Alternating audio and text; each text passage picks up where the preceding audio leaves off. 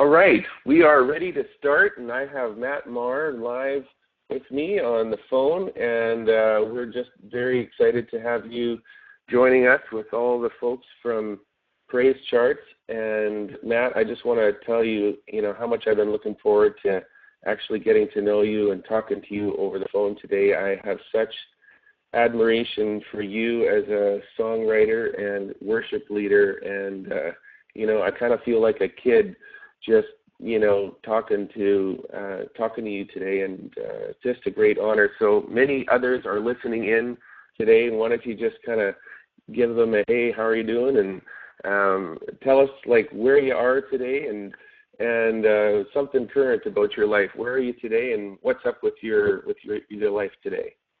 Well, I'm in Nashville. It's where I live now. My wife and my family and I moved here in August, and I was just hanging out with my 19-month-old son.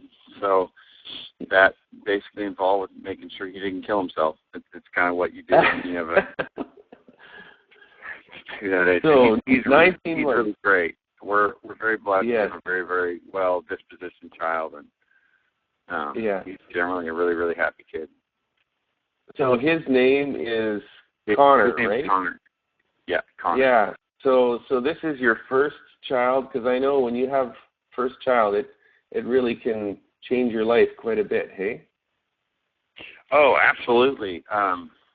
It changes everything. It changes the dynamics, I think, definitely of your marriage, but I think it's a really fantastic thing. I feel like getting married was a huge shift, and in terms of learning what it means to really be selfless and put someone's needs above your own. And I think that when you start having kids, it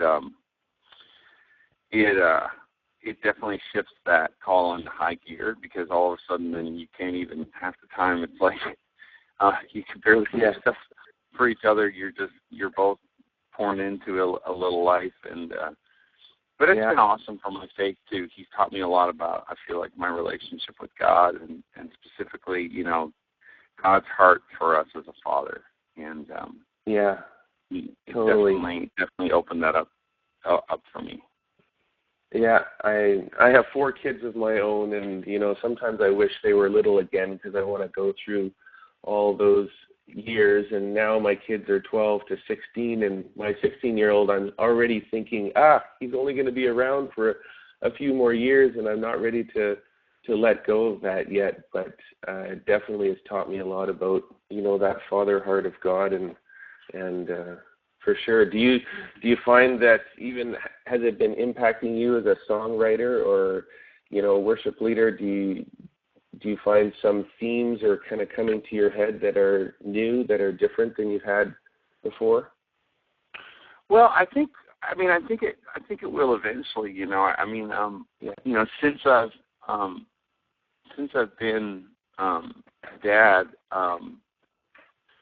I don't think it necessarily means immediately that you're going to write always specifically about the father. I think as a worshiper, as a worship leader, and as a songwriter, you just sort of inspired by the Holy Spirit and whatever He's revealing. I think if anything, it's just helped me in my own walk with God, and I feel like it's deepened that walk, and it's given it a little bit of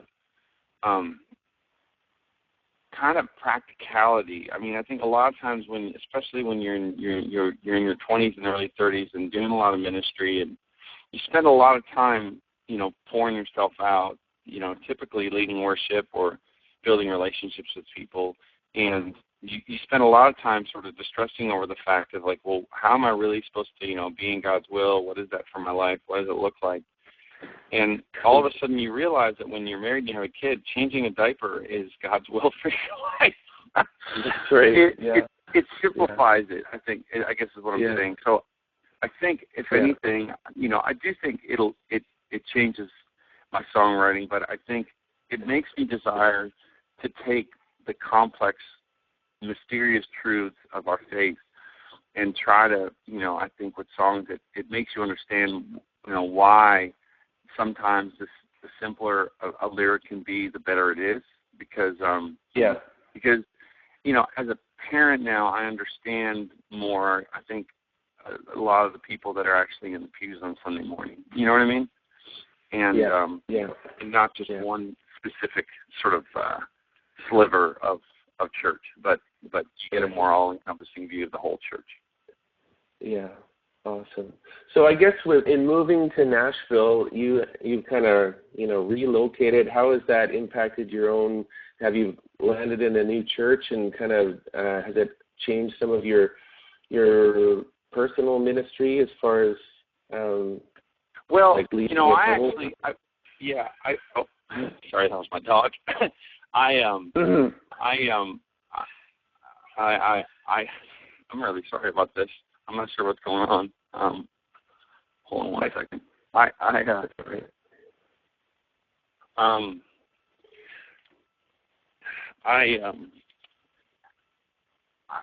worked at a church for about 13 years, and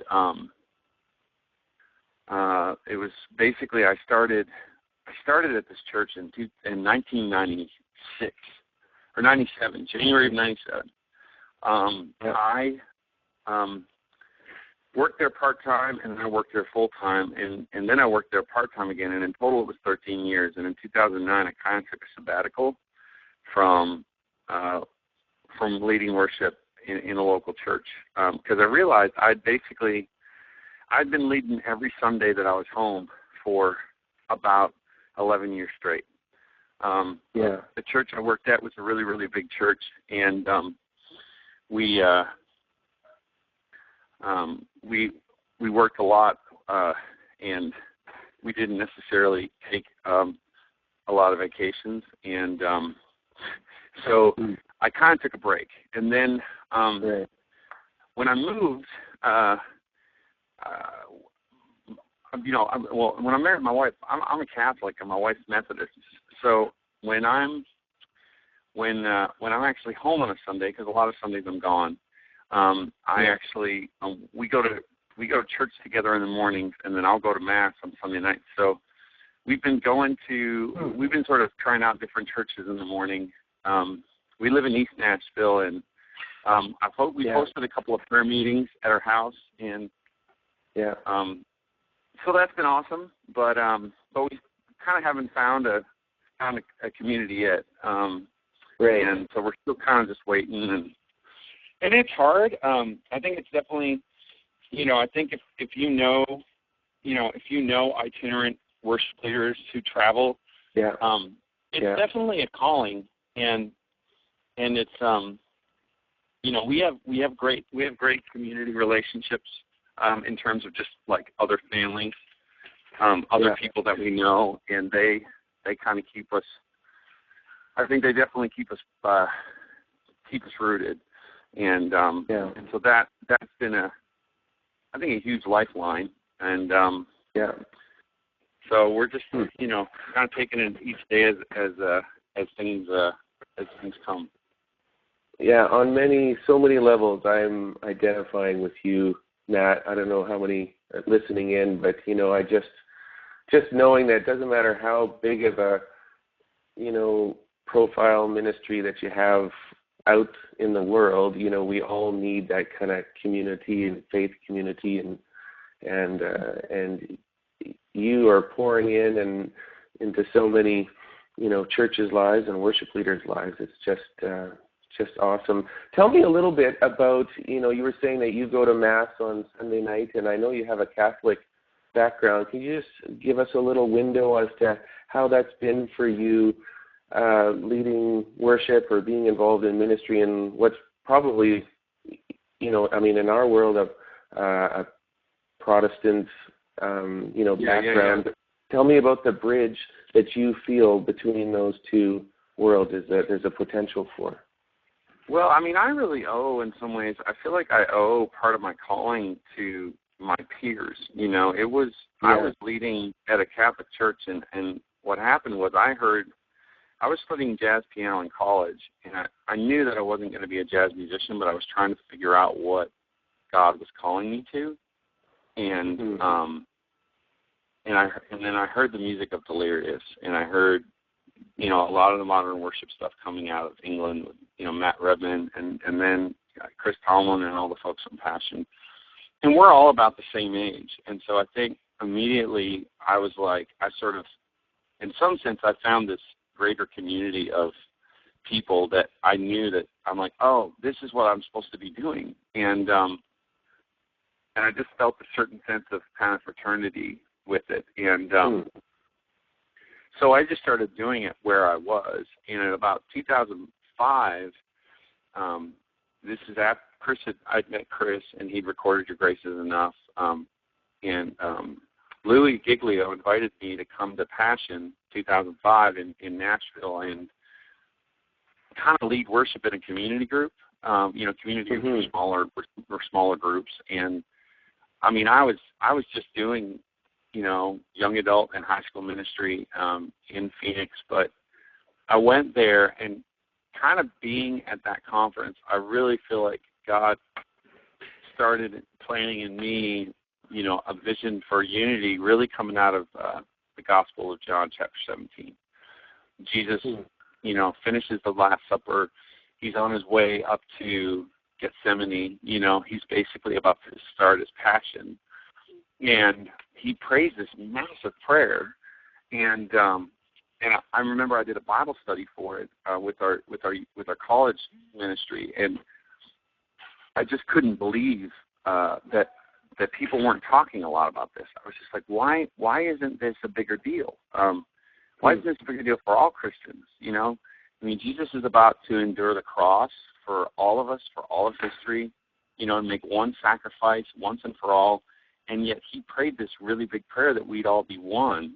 And I go, and we're not. So I think my heart kind of broke for that prayer. And that's really been the focus, I think, personally of my ministry. As a Catholic, I still choose to kind of remain in communion, with the Catholic Church. I just feel like that's where I grew up, and that's where I was raised, and I feel like that's where the Lord said He wanted me to stay planted. And I think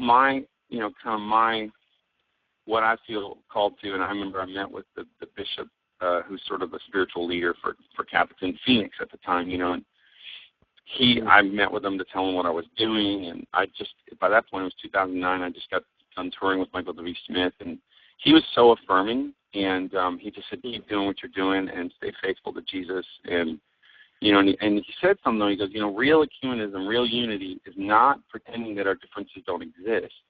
He said, but it's finding commonality despite them. Yeah. And building relationship and dialoguing about them so we grow to understanding. And I think that's the thing that I've tried to do is being a bridge is just to build relationship and sort of stand in the world with believers from all denominations and say, man, we believe in the same Jesus, and we believe in the same Trinity. We believe in the same gift of salvation, and we have disagreements about some of the other particulars. And let's not pretend that they don't exist, but it doesn't mean that we can't stand in agreement about a lot of things. And and I just think that worship is such a great sort of meeting ground for that, coming together and just celebrating God and what He's done and what He's doing, and asking Him just to continue to move in the church and in the world. I think that's something that we can definitely be unified together in. And so I just said, Lord, I'm going to do this, and if you want me to keep doing it, let it bear fruit. And if you don't, just let it rot. and I think it's definitely has helped bear fruit for the kingdom. And for sure. So, and I just want to say that, Matt, like I just hearing your story and understanding the background and thinking about all of the music that you are bringing the church, from that place, you bring such a gift, such a fruit that has depth and richness. And I just want to affirm you in that. I want to take some time to kind of look past this last year. We want to focus in on a couple of albums, in particular this Jesus Firm Foundation album that you were involved on a couple songs. But I was actually going through praise charts and realizing, because sometimes you don't realize how much you're behind all these other songs that we've been singing, for the last year. So just where we're just going to go in the next few minutes here is we want to talk about some of the songs from Jesus Firm Foundation. Definitely want to touch on the new album that you're coming out with in April. I've already been listening to it. I got a pre-release, and it's very fun and rich and full of life. I can't wait for that to come out.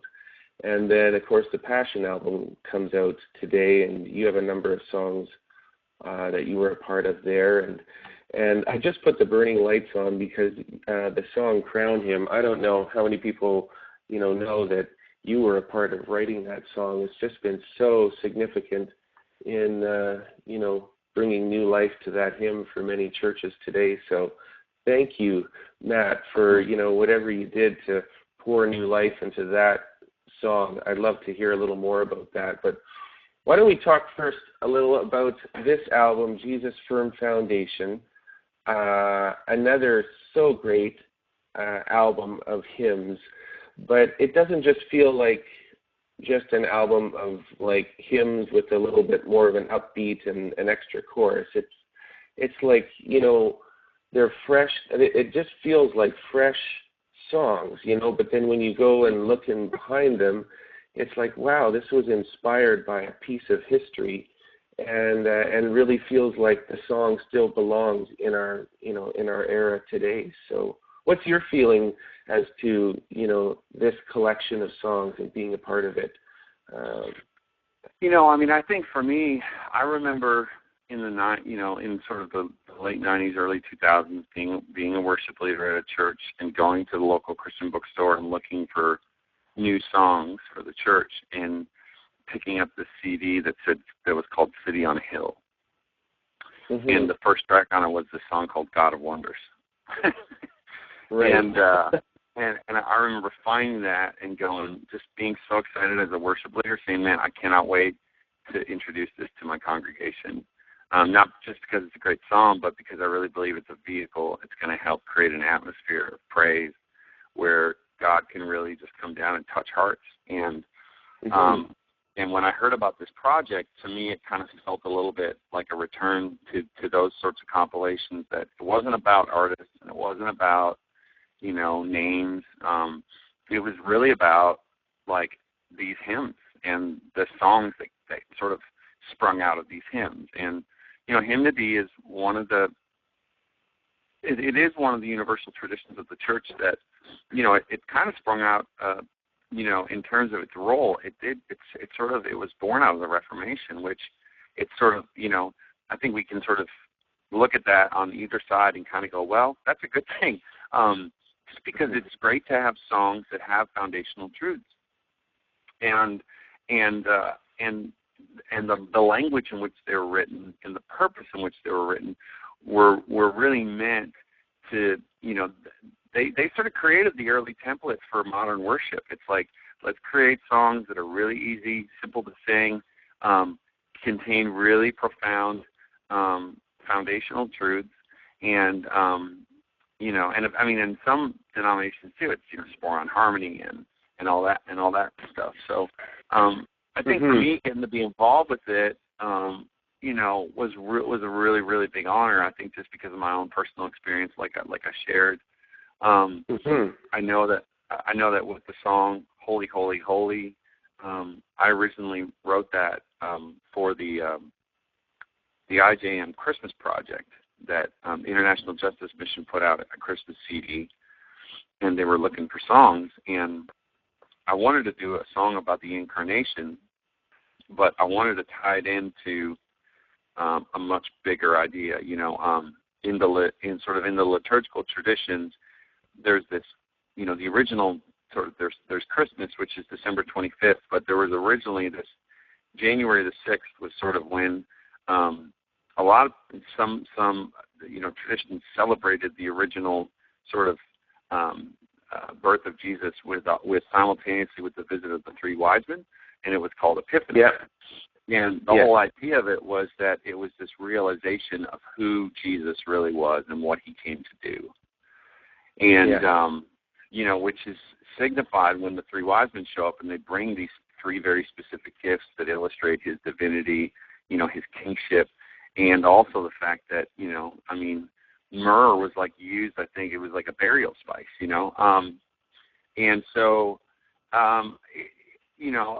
so for me, I thought, man, what's a song that would illustrate the sovereignty and the divine nature of God? And I just kept thinking, holy, holy, holy. Like, it's Isaiah 6. It's what the living creatures and the saints and the angels and everybody in heaven, they just never, they never stop singing, holy, holy, holy. And and so I loved taking this, like, this really big picture of God, very mysterious, very glorious, and then writing this chorus that just basically tied it with Emmanuel, but not so that it was just sort of primarily just a Christmas song, and because I think some of the thing that sometimes, I think it's been an invention of like the past 100 years where we write Christmas songs that are more specific to the material, to the consumer season of Christmas, of shopping and presents and wintertime and all of that. And then there's sort of, taking another bigger step back and saying, well, why can't we sing about the fact that the Word became flesh and dwelt among us more often? Obviously we celebrate Christmas, but, so that was the whole idea of saying, from the cradle to the cross, God with us, and really, taking the root, once again, the root of the gospel, John 3:16, for God so loved the world, and he gave up his only son. And, and that's just, really kind of the heart of it. My wife, Kristen, makes me always remember that I finally came up with the words to the chorus. I had the God with us, but I was washing dishes after dinner one day, and after I blurted out, I was like, I got it, and I sang. She's like, just remember, you got it when you were doing the dishes. Yeah. So that's a perfect story, because such a majestic, deep theological, holy, holy, holy. I mean, who wants to, mess with that hymn, so to speak? And God gave it to you at the dishes, which kind of goes back to, just what you were saying about having Connor and, doing diapers and realizing that your purpose is as much in the simplest things with him, and it's just, that's the grand nature of God. It's wonderful. So were you able to they didn't ask you to do a version of Holy, Holy, Holy? You kind of brought that to, this is a hymn I'd like to bring to this collection, or how did that come about? Well, I think, because what happened was when we made it for the International Justice Mission record, they had a very limited budget, and it was the record company Fair Trade was producing it, and I think, I wanted, when we got done, I liked what they did, but I knew it could be, bigger. And so what happened was Jason Ingram and I had gotten together and we were writing. And Jason was like, man, this song, that chorus is huge. Like, this needs to be, it needs to be more majestic. And so so I said, well, hey, do you want to produce it? And Jason's been a long-time friend and collaborator on a writing level. So we kind of got together and, sort of re-recorded it with a different, collection of musicians, and had a ton of fun with it, and I feel like got to capture a little bit more of, I think, a little bit more of the energy of what I was kind of going for. Yeah. Were you connected with any of the other songs? Like, I know you were a part of writing "Turn Your Eyes Upon." Turn Your Eyes, and basically what happened with Nicole was, I moved, and I'd moved to Nashville, and I'd been here and was getting settled, and this hymn, there was a bunch of different people writing for it, and so Nicole had kind of a melody in some of these lyrics, and so it got sent to me, and you know, we chatted over email, and I kind of worked on it a little bit and sent it back to her, and she came back, and you know, it's funny because she had the bridge of that song, which was something else. She had this third verse that said like, you know, so look up, or maybe so look up was like was actually a pre-chorus, and I just said, man, that's a bridge. It's because, you know, if this is based on turn your eyes upon Jesus, it makes total sense that the bridge would be so look up, you know. And so I think it was, you know, I think she had all the elements, I think, of the song were there. It's just sort of, I was an outside perspective, and that happens sometimes with writing, you know, that you're co-writing with somebody and they kind of come in and, you know, you have all the elements of the song, and it's just what you need is someone to kind of come in and, you know, make some lyrical changes here and there, but, you know, kind of help you get an outside enough perspective, because it's hard, you know, when you write songs, you're so personally connected to them. You know, a great example of that for me was actually Your Grace Is Enough. When I first wrote that song, the pre-chorus was the chorus, and the chorus was the pre-chorus. If you can actually believe that.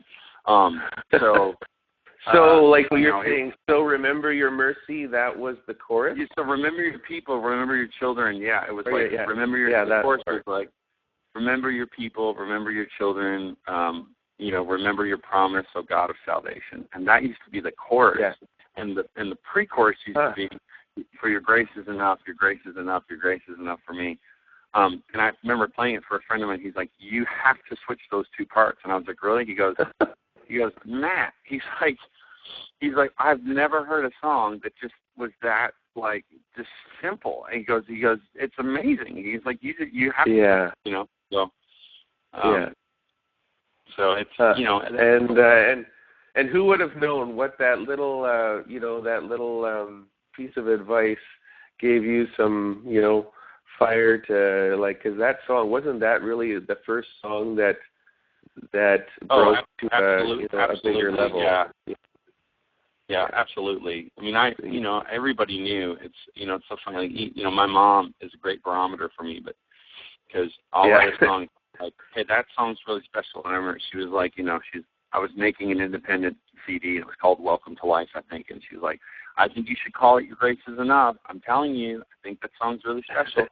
You know, and this was 2003, and you know, I was like, oh, okay, yeah, sure, Mom, you know, whatever, and you know, should have listened. Yeah. Hey, could we talk about a couple other songs? This Passion album is coming out today, and so you've had a place on a few of the songs from there. So I'd love to hear just a little bit about your relationship with these guys, and you know, sometimes you're writing with some of the same guys. Even Jason was involved in the hymns project, and I know he's a guy that just gets all around. You never hear him actually singing, but he's behind so many great songs, and Ed and Chris. So tell us a little about Once and For All. This is just something that's coming out, you know, this week, and people are starting to listen to. So you know, I'd had a song called idea for a song called Once and For All. You know, I wrote it in 2007, and I think, you know, and you know, it's kind of one of those things that you demo it and it had nothing to do with this, but you just kind of think, man, that would be a really great song title. And so Jason and I were writing, and we kind of were stuck. And you know, not every worship leader has the sort of the gift to be a songwriter, but they could be an amazing worship leader. And you know, Jason is just one of those people who's a great worship leader. He was a worship leader at a church in California, but God had given him this ability to also be a great songwriter. And you know, and I think he worked at it very hard, and he's obviously now become a really great producer. But I mean, basically, really, what happened with this song was, I think Jason and I were writing. We were stuck, and so we went out on his back deck and we're walking around. And I think even he said, like, or I can't remember, one of us just saying, like, you know, said, we believe our God is Jesus. And I think, obviously it's funny because it's like we both kind of were like, well, this feels like a creed of some kind. And so we had this chorus. The melody was a little bit different. And then Jason showed it to Chris. Chris wrote the verses, and Ed helped. And then I think Jason and Chris came up with the bridge. And it's a funny story because Jason had like a root canal done, and he could barely open his mouth, and he was like eye-chatting with Chris, and he was trying to sing this bridge, and he couldn't, and so his mouth was very open, so he was going,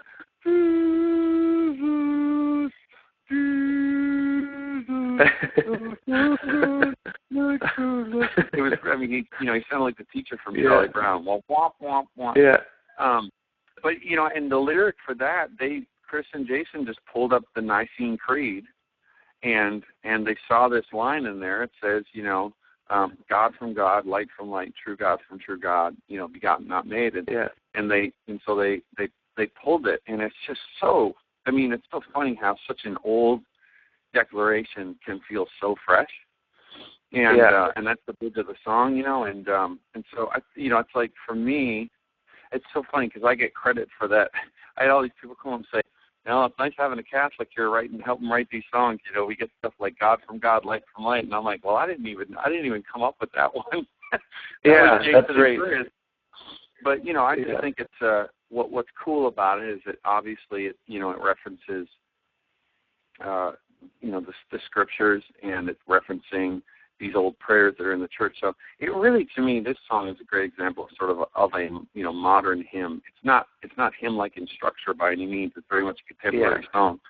But lyrically, I think it's really fantastic. So and I think being able to be part of what Passion is doing, even as a songwriter, it's fantastic. And I think that is Matt Rubman, he said it best. He goes, there was a season where it felt like God was birthing individual songs through individual people. And now it just feels like so much of what he's doing is really about the spirit of collaboration. And, doesn't that kind of go back to your prayer, the prayer that Jesus made about unity?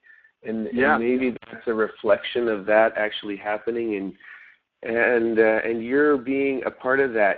It's just amazing that your Catholic friend was like, finally, we get our voice in this song, and you're able to say, well, that wasn't actually even from me, but it's just reflective of that, And the beautiful thing too is that unity doesn't mean we're washing down the truth. It can mean that the truth is becoming more clear, more clearly stated, and it doesn't mean that we just believe very generic things that, these are fundamental truths that bring the church together. So I really think, Matt, and I know you probably hear this a lot, but I think you're very significant in acting out the answer to Jesus' prayer, or at least leading the way or providing resources for us as a church to do that. And a song like this hymn-like song, that is a great example. The next one I have, which we got to talk about this one a little too. This is a really great hymn, but it's only once in a while that we see in praise charts a song come along, and the last one was 10,000 Reasons. It was like the next song below it was, half as much volume or activity was happening on that. It just had its season, and it's still a great and powerful song. But this song is just in its season, of course, because we're heading towards Easter. I'm sure a lot of churches will be using it. But it's just kind of come alive again. And I just want to thank you on behalf of all of us who are being able to use it and sing it, for giving us this. And just tell us a little of the story of how this came about and how you were part of it with Chris and Ed. It's really one of those moments. It's like where you kind of feel like you're witnessing lightning in a bottle. Wow, yeah. Basically, I'd gotten together last. I want to say it might have been last fall or last August, and for September, and Chris had said to me, I basically now what's kind of happened the past couple times with the Passion Records is that they get together as a team and actually write together as a team, and I think it's really healthy. It creates a great culture of collaboration. And Chris had said, "Hey, I have this idea. Hold on, I'll show it to you later." And I was like, "Okay." So, kind of got to the end of the day, and so he just said, "Hey, I really feel like I'm supposed to work on a new arrangement of Crown Him with Many Crowns." And I'm a huge Wikipedia nerd when it comes to hymns and stories and words, and I love looking at the stories behind things or the definitions of words. Or to me, there's always like you can discover real nuggets of truth and insight, and even sometimes things very profound.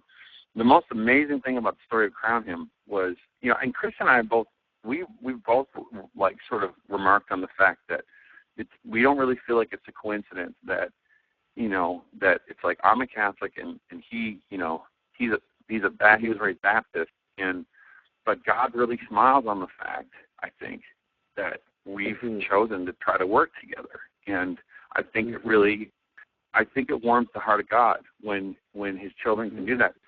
And so I looked up the story behind the song, and basically it's like the story of Crown Him is that it was written by a man who was an Anglican who converted in England and became a Catholic.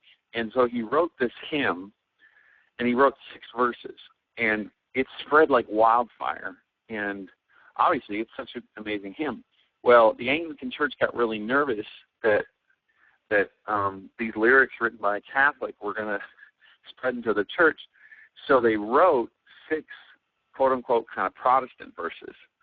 And so you had 12 verses, and hundreds of years later, it sort of filtered down to 6 verses. And the most commonly used 6 verses, half of them were written by the original composer, who's a Catholic, and half were written by this other composer, who's a Protestant. Yeah. And so I shared that with Chris, and we just sort of laughed, and so we sat down and really worked. I mean, I don't think it's funny. Chris Tomlin's songs are deceptively simple, and people kind of think, well, anybody could write that. And I'm like, I don't think you understand how hard it is to actually deliberately write something extremely simple, but also is so widely accessible and singable. It's actually very, very difficult. Yeah. And Chris just really has that gift. And so I worked a lot, I think, on the chord changes for the verses to try to simplify them, because it was, if you go look at the hymn, it's like there's literally almost like a chord on every note. And, it can, and so we tried to keep some of the original character of it, but simplify it a little bit. And then the chorus, it really just kind of came, it was just this collaborative effort. I mean, it was probably, 2 hours of just, playing chords and just trying to think of, melodies. And then one of us eventually, I think I played this chord. It's that first chord of the chorus. It's a 4 chord, but there's that, if you're in the key of, if you're in the key of D flat, or if you're in the key of D, there's that first chord of the chorus, which is a G, but there's the note is like a C sharp. So it's like Majesty, that chord. I played that note, and I think Chris just started singing Majesty, Lord of all, and then it was like another hour of painstakingly working on these lyrics of saying like, okay, we're going to attach this to one of the greatest hymns ever written. So let's make sure it really reflects the character of the hymn, and yet it's something that, the church can really sing. And, and it's kind of one of those things. It's like we're, you're writing and we're, laughing at the same time, because we're just like, I cannot believe that we get to be part of this, and so it really is a special thing. And, and kudos to him, because his record was pretty much done. And, it's Chris Tomlin has over and over again done this. The first time was with Indescribable, where, he felt like he needed another song, and then Indescribable came along, and, I think with Burning Lights is the same thing. And I think, God, he just sort of felt like, he needed to wait. And I think we're all grateful. Beautiful song. And I think it's only fair that we are grateful to Carrie Job as well, because she's just amazing on the recording. I love the harmony line that she sings, and even though she's not at the forefront of the song, I'm really appreciating these days listening to some harmonies that are not just 3-part, but there's a that alto line that doesn't just follow the traditional alto line and finds its way to weave through and gives that support. So it's really beautiful. I want to talk a little, Matt, about your new album coming up in a month or so. So a lot of this is live, and many of the songs are songs that we've all heard and sung before. There definitely are a few new ones. The one, Lord, I Need You, is a pre-release that is out live right now. But just tell us a little about the context of this live experience you had, and a fresh collection of a few new songs, and then we want to talk a bit about Lord, I Need You. Yeah, for me, like I said, so much of what I've experienced has been on the road, leading worship, and then, opening for other CCM artists. And, it's funny, because I think when I made the last album, The Love in Between, a lot of people kind of maybe felt like it was a departure, and for me it wasn't.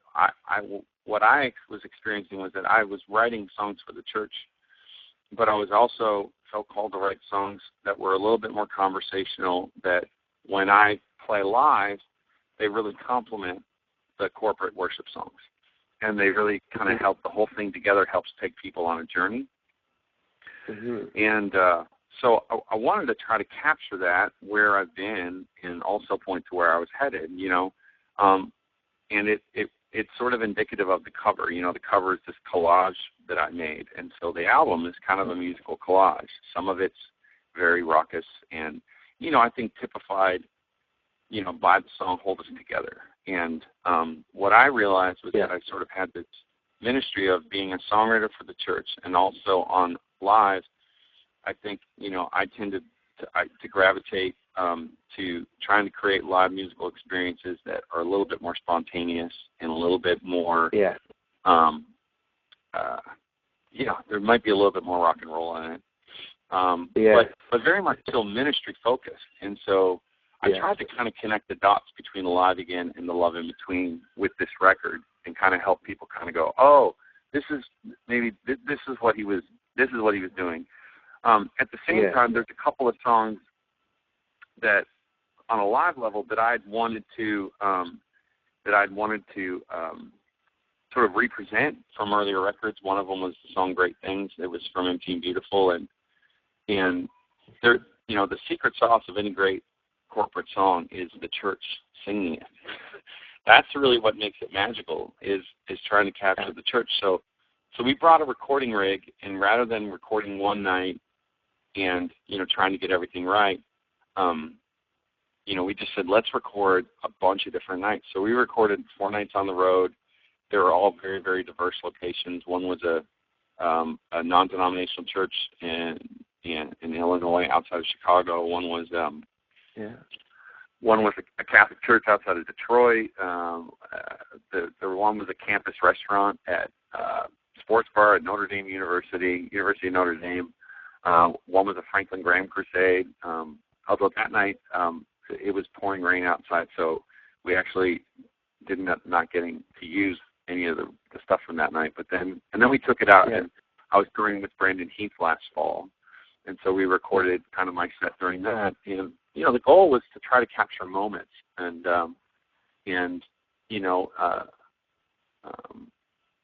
and I think represent something. It sounds like with Christ is Risen, especially too. I think that the recording I made of that song was acceptable to present the song, but I think I wanted to capture a little bit more of the, I think the emotion behind it, and there's to me a definite sense of movement with that song.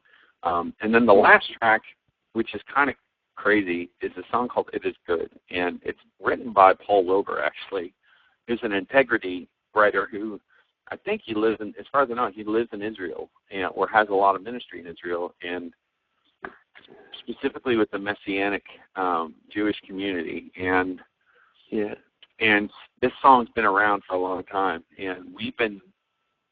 I discovered it from the charismatic community that sort of evangelized me when I first moved to the States in 1995. And so we've been playing it, at youth events and stuff on the road for years and years, and I always knew I wanted to get a recording of it, but I said, there's no way I can do this in the studio and do it justice. I have to try to capture it live. And so, it's really, that's kind of the goal of this. And then the 4 studio songs were, I got to use my band for the first time in the studio and record with them. And I think, Lord, I Need You was a song that I'd actually recorded for the last album, The Love in Between, but for some reason it didn't make it on there. And so when this time came around, we decided to kind of pull up that recording and add some other elements, and added Audrey Assad singing on it. And so did Passion record this song a few years ago? Yeah. Passion recorded more than you. Yeah. It's the same song, yeah. And it's, I co-wrote that song with a bunch of people from Passion State Church, Kristen Stanfield, Christy Knuckles, and Jesse Daniel Carson.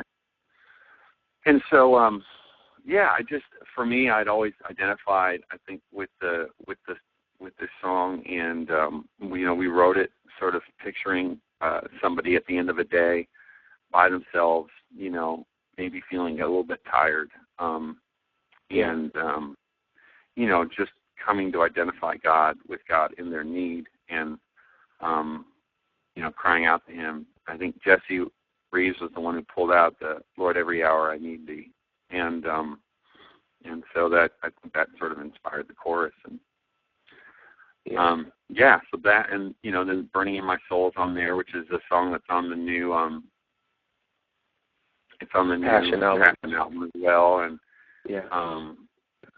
co-wrote that with Brett Junker and Jesse and Daniel Carson. And so I was really excited about that song. Just kind of felt like, man, that is definitely a song I'm going to do live and get behind. And there's just not a lot of fresh songs about this Holy Spirit, about Pentecost, and so I was excited about that.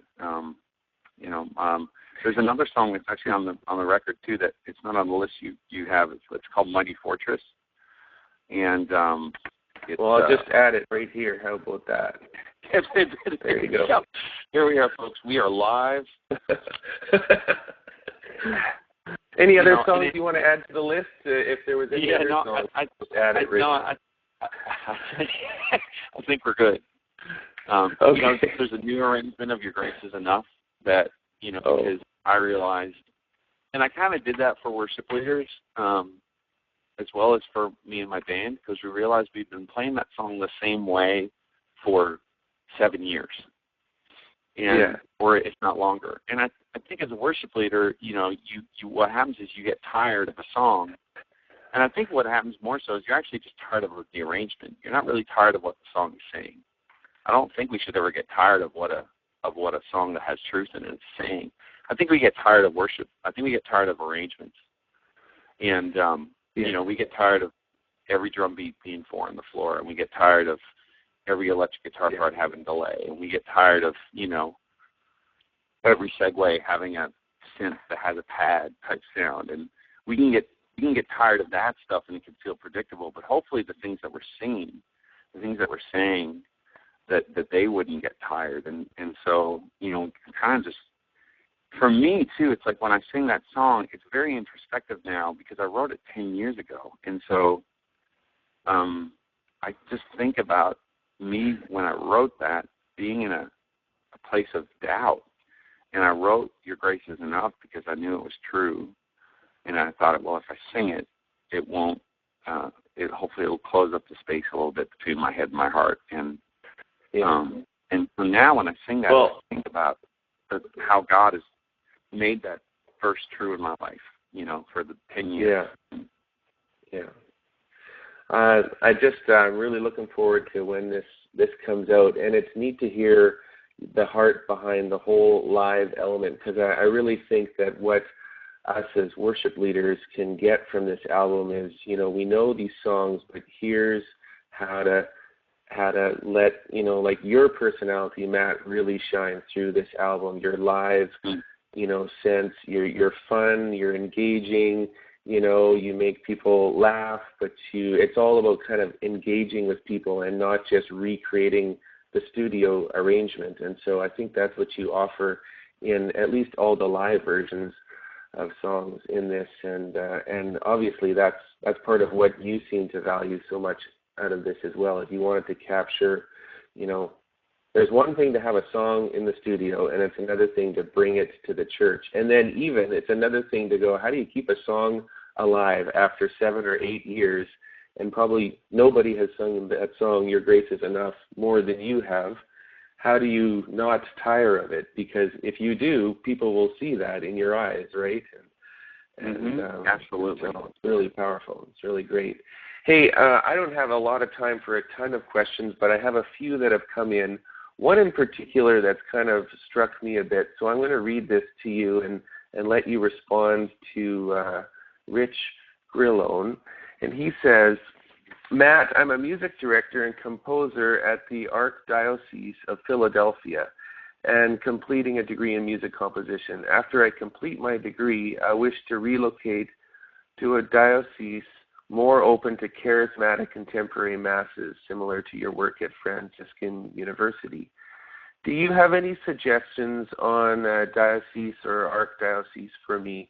And maybe, just expanding that question a little bit is, could you just speak to either the Catholics or even people who are from a more traditional conservative base? And, even I am kind of in that world as well, because I consider myself a charismatic conservative. Like, I'm just not one or the other. I want the spirit and the depth all in the same place. And that's why I love your ministry so much, because you reflect that kind of heart. But it's so easy for people to fall into just one camp or the other.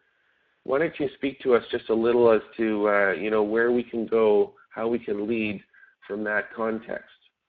Yeah, absolutely. I mean, I think here's what I've learned. I think that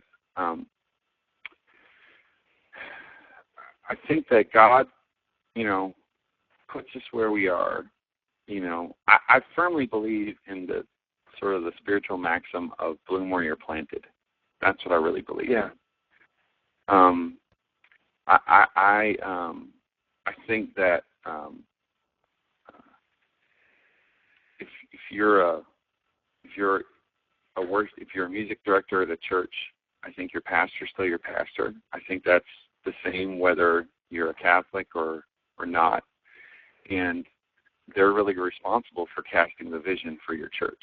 And I think that first, that letter, that message was kind of saying that. My challenge would be, I think you need to ask yourself, is God asking you still to serve here, even though the worship isn't musically what you'd like it to be? Because, Jesus calls us to worship in spirit and truth. And he didn't say, I call you to worship in spirit and truth and great sounding music. The problem is that us as musicians, I think sometimes we can in in our own spirituality, put the cart before the horse. And what I've learned in my life, I mean, I go to church at the cathedral on Sunday nights, and it's an organ and a piano and a cantor, a singer, and we're just singing hymns. And the priest is chanting a lot of stuff. And what I've really looked at it as as a believer is this is an opportunity for me to go deeper into my spiritual journey in terms of listening more, not feeling like my faith is so dependent upon my outward expression, but realizing that any charism that I'm part of, any charismatic expression that I'm part of, it really comes from a solid interior life. Like it comes from a life internally of walking with the Lord, of knowing Him, of talking to Him. It doesn't change the fact that still sometimes you kind of need those opportunities. I think for me, there is definitely, the pendulum is going to swing. The pendulum in the church tends to swing hard. So it can, I know in Catholicism right now, a lot of young priests are coming out of seminaries, and they're very much wanting to return to a more, traditional sort of service with with chanting and stuff like that. A lot of people would be afraid and say, well, that people aren't going to go to church anymore. What I would say is, if no one's there making disciples, then people aren't going to go to church anymore. And that's really the reason that people aren't going to go to church anymore. Because if the only reason people are coming to church is to hear a great message and fun music, they're not going to stay there long. Like, I think we're at a point now where universally as the church, we have to remember that discipleship is what makes the church commit to being faithful followers of Jesus. It's not great music. That being said, it doesn't mean that there can't be great prayer expressions that sometimes could, for more traditional denominations, obviously Catholic, or, if you're part of an Anglican church that the pastor just wants very, very, high Anglican service and isn't really open to contemporary music, I would say, like, maybe start a Tuesday or Wednesday night prayer group. And a lot of people would say, well, but I don't have the time. And I would say, but that's the problem, is you can't necessarily fit the whole Christian life into an hour service on Sundays. It's going to have to bleed over. So I think for me, I get just as much, like, in terms of, like, because I'm the same way. I'm very much, I call it, I'm a charismatic contemplative, or a contemplative charismatic. Yeah. And we're close. For me, we're close. Yeah, I think being in a great prayer group, or being part of a Bible study where you get to have 20 minutes of prayer and worship at the beginning, that can be just as fulfilling, And then, if that's your small group and you do that, and then you go to a service, and it just so happens that the pastor that is the pastor of church, he wants more traditional music. It's okay then, because your charismatic expression isn't, like, dependent. Like, what I've written, like, Sundays is really about the church going to bear witness to the gospel, and yes, we're fed, but we're, like, it's almost like, we come together more to testify to the truth of who Jesus is and what He's done. And yes, we're sort of fed, but we're more coming together to be sent. I mean, that's more it's funny, like, even like in Catholicism, the word's mass, and that word means to remember. But it also means to be sent, So we're really, the purpose of us coming together on Sunday is to celebrate God and to be sent back into the world, to really live our faith there. So I think what I'm saying is that if we could, especially as worship leaders, if we could try to take the challenge to go deeper in our own walk with God, and find, if we have a desire to be part of more free expression. I used to lead, worship at 4 services on Sundays, and not every single one. We did contemporary music. I wanted, after communion, there to be 15 minutes of just full-on worship. Like, let's go wherever God wants to take us. And I just, I had a priest sit down and talk to me. He goes, look, he goes, it's great that you want that, but that's not what we want to do. And so I found myself saying, well, I can disagree and go leave and find a place that will do that, or I started leading worship at a Wednesday night worship night for students, and I got all the free worship that I wanted. I got all the and they were excited about it too. So my challenge is you don't have to necessarily throw out the baby with the bathwater. I think. Yeah. And I think as worship leaders, I think we could all benefit from growing in our love for more, traditional things, whether it's a choir and an organ, whether it's a string ensemble, whether it's a handbell choir, or whether it's chant. And I think that those things are all part of our legacy as the church. And so, especially the older ones, we should be lifting them up and celebrating them, and not be afraid. Does that make sense? Yeah, totally. I think what is most helpful to hear is you're speaking as a guy that experiences the same challenges. It's like there's no easy answer to it, but you've also been in places where you're not getting everything the way you want it, and so you have to find that deeper place in your heart that focuses on what's so important is your walk with God and the garden out of which your expression grows, and then again it's a great model how you've walked through that as well. So Matt, our hour has come to an end, and I'd really like if we could officially kind of close things with you praying for all of us who are listening in here. Lots of worship leaders and pastors have been very actively engaged in listening, and they're chatting and all that while you and I are talking here.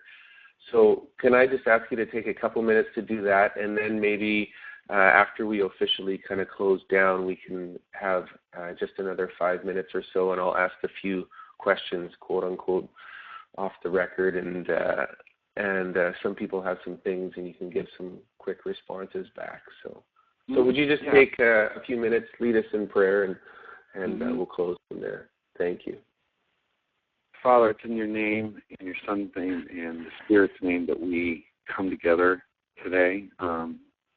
You say in your word, God, that iron sharpens iron, and so we just want to come together and grow as the body of Christ and learn from each other. Father, in a special way, I just thank you for the Spirit, the bond of unity, which you have preserved through your very nature, that you are Father, Son, and Spirit, and you are one, yet three distinct persons. And so we aspire to be that way as the church, to be one body, many members. Yeah. We recognize the divisions that exist, and God, I just pray for a spirit of humility in our dialogue, but also the spirit of wanting to seek understanding, God, that before we would seek to prove someone wrong, before we would seek to prove our point, we could just in humility try to understand. And above all, Lord, we do ask for your Spirit to increase our desire to worship you, to know you, and to serve you in our local churches, in our families, in our communities. And we ask this all in Jesus' name. Amen. Thank you, Matt. You really ministered in a great way. It's just great to talk to someone who's walking the same road, and you're a great model that way. So thank you, all of you who have been listening in, and I just want to take an opportunity now. This is kind of after the official webinar, but we'll just steal a few more minutes from you. And looking back into the chat area, if some of you want to say a few words to Matt, maybe just words of encouragement or whatever, they're already coming in, and I have a couple questions that have come to me that I would have loved to ask them all, but I couldn't. So we can't take like 5 minutes on each of these, but I just want to make it so that everybody who asked a question kind of gets heard, and you can give your nutshell version of a response back. So someone said, sorry, I tend to ramble. I'm sorry. Yeah. Oh, that's all right. No, it's been wonderful. How do you know if you've chosen a good key for congregational singing? Is it based mostly on the leader? How do you recommend good keys for vocal participation? Well, that's a good practical question. Yeah. I mean, I go with what Paul Baloch said. Paul Baloch, he's like the grand poobah of worship leaders. Well, if Paul Baloch says it, it's the truth. So, that's what I thought anyways. Absolutely. Yeah. Basically the D, the octaves, the D and nine, like an octave and a step above middle. Yes. Yeah. That's really the highest that the average church can go to. However, I was just at Passion City Church on Sunday, and Chris Tomlin and Christian Stanfield were leading, and when the guys were leading, they're yelling at the top of their lungs, and everybody's yelling with them. I think you should look at your congregation and look at where people are, and I think it's okay to have maybe a song that you can kind of push your congregation towards. I think it's really important to have songs that are singable, that are more so in the middle of people's ranges. Women aren't really comfortable on the whole singing at this note, that E, like an 11th above middle C. It's just too shrill. It's too high, too hard for women. Yeah. Really, really practical suggestion. A lot of you can say this. Catholic churches, they sing in octaves. For some reason, every other denomination, they'll sing in harmonies or they'll sing in parts. But I think it's just part of our traditions. Catholics never had a ton of hymnody. So the women will sing an octave above the men. Wherever the men are, the women will sing an octave above it almost every time. So it's just a weird phenomenon. You might be able to tell me if it's different in other denominations. So we would lower songs a lot. I tend to lower songs on average by a minor third. Yeah. I think that another angle on this too is to just know the context.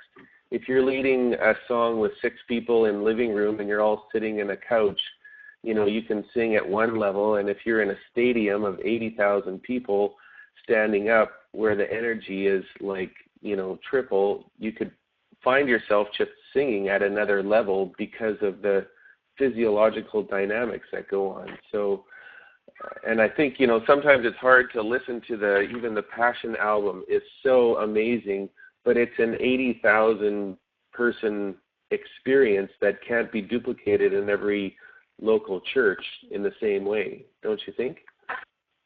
Oh, yeah, absolutely. And I think you need to take that into consideration and lower it, especially the upbeat songs, because they're really writing it to be explosive. And so we would do that. We would lower the stuff. Yeah, even Matt Maher lowers the songs. There you go. Hey, Joshua Keene, go ahead. Joshua Keene says, is there a formula or methodology of how you go about picking songs to rewrite, or is it what God is putting on your heart? Yeah, I think it's just about you get inspired. You read an old text or an old prayer, and it inspires you, and you want to do something about it. Huh. And feel kind of moved by the Spirit. Any tips for beginning songwriters? You write about what you know. So if you want to write about God, it's about trying to spend a lot more time in prayer and more time in Scripture. First rule of songwriting: you write about what you know. And it's know in a biblical sense. It isn't just know in a brain sense. And write often. Yeah. You got to write a lot of songs in order to find one that might percolate to the surface, and you have to write a lot of bad songs. Mm-hmm. I'm sure you've written a lot of songs that we haven't all heard, hey, Matt? Oh, yeah. And a lot of them are very, very horrible. Yeah. What music did you listen to when you were growing up? Daniel D'Amico is asking. I just listen to everything. You know, I had cousins who were older than me, and they listened to rock music, and I listened to, you know, the American Top 40 on Saturdays, and my dad listened to Frank Sinatra and Willie Nelson when he cooked dinner. And I played in symphonies, and I played trombone in youth orchestra and jazz and trombone and jazz band, and you know, I studied theory and composition for 3 years in the university, and then jazz performance for 4. So it was very much everything, and continue to just really continue to try to be inspired by all different kinds of music.